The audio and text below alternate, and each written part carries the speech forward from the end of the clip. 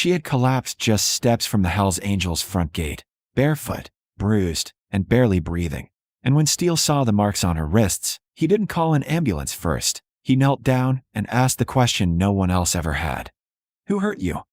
The night had started like any other at the Iron Covenant chapter house on the edge of Millhaven. Engines cooling in the gravel lot, classic rock humming low from the open garage bay, the smell of gasoline and fried onions drifting into the humid summer air. But Ryder Steele, Malone had stepped outside alone for a cigarette and found something none of them were prepared for. A woman crumpled beside the chain-link fence as if the world had discarded her there. At first glance she looked like another transient passing through, the kind the town pretended not to see. Her clothes dusty and wrinkled, her dark hair tangled across her face. But Steele had buried enough friends and broken up enough bar fights to know the difference between someone sleeping it off and someone who had been hurt. And when he crouched beside her, the beam from the security light caught the deep purple fingerprints circling her wrist, the split in her lower lip still crusted with dried blood, the faint outline of a shoe print near her ribs where the fabric of her shirt had ridden up. She flinched, even unconscious, when his shadow crossed her, a reflex born from repetition.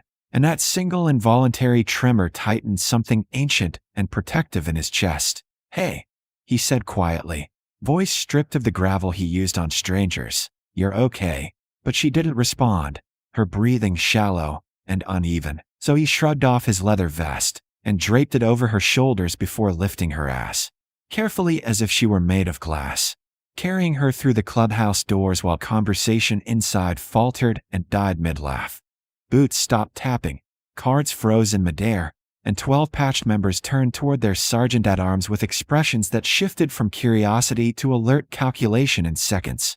"Gloria," Steele called, already moving toward the worn brown couch against the far wall, and the silver-haired widow who had stitched up more road rash and broken knuckles than any ER nurse in town was at his side without a word, her hands steady as she pressed cool cloth to the woman's forehead. The room felt smaller suddenly, heavy with the awareness that something had followed Steele in from the darkness. Not a threat exactly, but a story, and bikers understood stories that arrived bleeding. Someone killed the music, someone else locked the front door, and Steele stepped back just enough to give the woman space, while still standing guard between her and the exit. A silent message that whatever had chased her would have to go through him first. Minutes stretched until her eyelids fluttered and she jerked upright with a strangled gasp, eyes wide and unfocused, scanning leather cuts and tattooed arms like she'd fallen into enemy territory, her body scrambling to sit even as pain caught up with her. "Easy," Gloria murmured, palm hovering near her shoulder but not touching. "You fainted outside, that's all." And the woman's gaze snapped to Steele, locking onto the broad-shouldered stranger looming nearby, fear flickering so sharp it might as well have been a scream. "Where am I?" she rasped, voice cracked and brittle. "Iron Covenant Clubhouse," Steele answered evenly, hands visible at his sides, non-threatening despite their size. "You passed out by our fence. That's the only reason you're here." And something in his tone, firm but not possessive, seemed to steady her for half a heartbeat before shame washed over her features. She tried to push the vest off her shoulders as if she didn't deserve it, whispering, "You should have left me." And Steele crouched until they were eye level, ignoring the sting of gravel still embedded in his palm from when he'd knelt outside. He had seen that look before on veterans who came home hollow, on kids who aged out of foster care with nowhere to go, on his own sister the night she'd finally admitted her husband had been hitting her. It was the look of someone convinced their suffering was invisible and permanent. Up close he saw more details. The faint yellowing bruise beneath her jawline older than the others, the defensive scratches along her forearms, the tremor in her hands not from cold but from adrenaline that hadn't fully burned off. The clubhouse was silent, enough to hear the buzz of the overhead lights, every man present aware that this was no random collapse. Steele didn't bark questions or demand explanations. He simply studied her with the patience of someone who understood that trust was currency and she had none left to spend. "You're safe here," he said finally, the words deliberate. And for a split second her composure cracked as if she'd been holding back a tidal wave behind thin glass. Her eyes filled, but she blinked hard, refusing to let the tears fall in front of strangers. Steele tilted his head slightly, noticing the way her shoulders tensed at every minor movement in the room, cataloging exits, calculating distances, bracing for impact that wasn't coming. He learned long ago that the first question mattered most, that the wrong one could send someone running, and the right one could anchor them long enough to breathe. So instead of asking why she was homeless or whether she was high or how she'd ended up outside a biker compound at midnight, he asked the only thing that counted, his voice low enough that it felt private despite the witnesses. Who hurt you? The words landed like a key turning in a rusted lock. Her breath hitched, lips trembling, and for a moment she looked almost angry, as if the question itself were dangerous. But then the anger melted into something raw. Recognition. No one at the shelters had asked that. No passing driver who'd averted their eyes had asked that.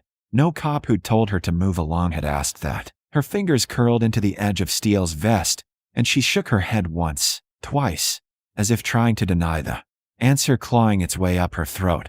Yet the tears came anyway, silent at first, and then unstoppable. And in that instant, every patched member in the room understood that whatever had followed her into their parking lot wasn't just trouble. It was unfinished business. She said his name like it tasted bitter, Gavin Hale, and the clubhouse seemed to shrink around it. Marissa kept her eyes on the floor as she spoke, fingers knotted in the edge of Steele's vest, explaining how Gavin wasn't some reckless street thug, but a respected developer with polished shoes, political donations, and half the South District under his control. A man who smiled for cameras and shook hands at fundraisers while privately dismantling her life piece by piece. It hadn't started with fists, she said. It started with control, urging her to quit her job because I'll take care of you. Shifting bank accounts into structures she didn't fully understand, isolating her from friends who were suddenly labeled bad influences, installing cameras for security, and rewriting their lease so that her name quietly disappeared from everything that mattered. By the time the first shove came, she was already financially trapped, and when she threatened to leave, her cards were frozen. Within hours, her phone shut off, her access to joint savings legally under review, a phrase Gavin used often because it sounded civilized. She tried going to the police once, but the responding officer recognized Gavin's name and suggested she gather more evidence before filing anything serious. And Gavin learned about that visit the same day. She never found out how, which made the next week colder, quieter, more dangerous. The bruises Steele had seen were from the previous night when she'd gone back to the townhouse while she believed he was away, desperate to retrieve her passport and the small lockbox of her mother's jewelry, only to find him waiting upstairs. He didn't shout, she said, voice thinning. He just asked why I thought anything in that house belonged to me. And when she insisted on taking her documents, he gripped her wrist hard enough to leave the dark impressions still visible under the security lights, dragging her to the door and throwing her purse into the driveway, telling her if she tried again, he would make sure she was buried in legal fees and defamation claims she couldn't afford to fight. She ran barefoot until the lights of Iron Covenant blurred and her body gave out.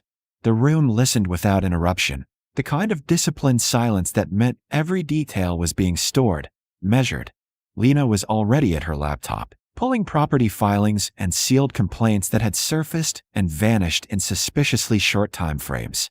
Murmuring, he's insulated, but not untouchable. While Gloria pressed a warm mug into Marissa's shaking hands, Steele crouched in front of her again, steady and deliberate. Do you want revenge? He asked quietly, and Marissa shook her head at once, tears slipping free. I want him to stop, she whispered. Not just with me, with whoever comes next. And that shifted the atmosphere from simmering anger to focus. Steele rose slowly and addressed the room in a voice that didn't need volume to command attention. We don't touch him. We expose him. And heads nodded in agreement because brute force would only prove whatever story Gavin had likely prepared about violent bikers and unstable women.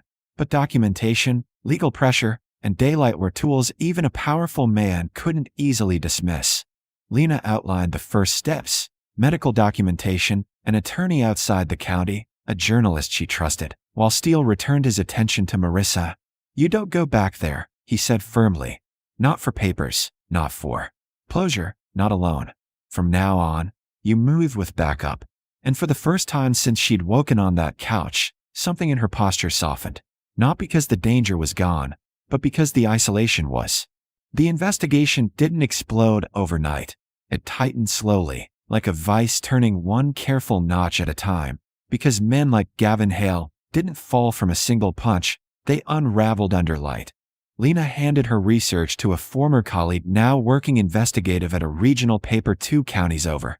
Far enough that Gavin's charity donations didn't carry weight, and within days a quiet inquiry began into sealed complaints that had vanished too cleanly, while Gloria accompanied Marissa to a private clinic where every bruise was photographed, measured, documented with the kind of precision that couldn't be brushed aside as hysteria. Steele never stormed Gavin's townhouse, never made threats, never even drove past the gates. Instead, he made sure Marissa was never alone. A silent rotation of bikes idling outside the attorney's office, outside the clinic, outside the temporary apartment Lena helped secure in a different part of town. When the first article finally ran, not sensational, just factual.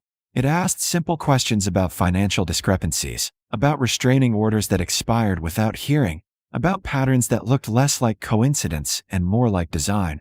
And once the questions were public, other women answered them. 2 former partners stepped forward, then a third, each story echoing Marissa's in tone, if not in detail. And suddenly Gavin's polished smile looked rehearsed rather than reassuring. Sponsors distanced themselves, a city councilman returned a donation, and the same police department that once advised Marissa to work it out privately opened a formal review under mounting scrutiny. The day her protective order was granted, the courthouse steps felt different beneath her feet, solid, undeniable. And when she walked outside with the stamped papers in hand, she froze at the low synchronized rumble lining the curb. 20 Iron Covenant bikes stood in quiet formation, not blocking traffic, not revving aggressively, just present, and at their center stood Steele, helmet tucked under one arm. He didn't look toward Gavin, who lingered near his lawyer across the street with anger coiled behind his jaw. He looked only at Marissa. "It's done," he said simply, and she believed him, not because Gavin had been arrested yet, not because justice had fully run its course, but because the illusion of his invincibility had cracked. "You asked me who hurt me," she said, voice steadier than the first night. "No one else ever did." And Steele shrugged slightly, as if it were the most obvious thing in the world. "That's where you start," he replied. Gavin left first, climbing into his car under the weight of cameras that hadn't been there weeks before, and when his engine faded into traffic, the bikes remained still, protective but restrained. Marissa exhaled a breath she'd been holding for years, realizing that safety didn't always arrive with sirens or dramatic rescues. Sometimes it arrived with documentation, witnesses, and people willing to stand beside you without needing credit.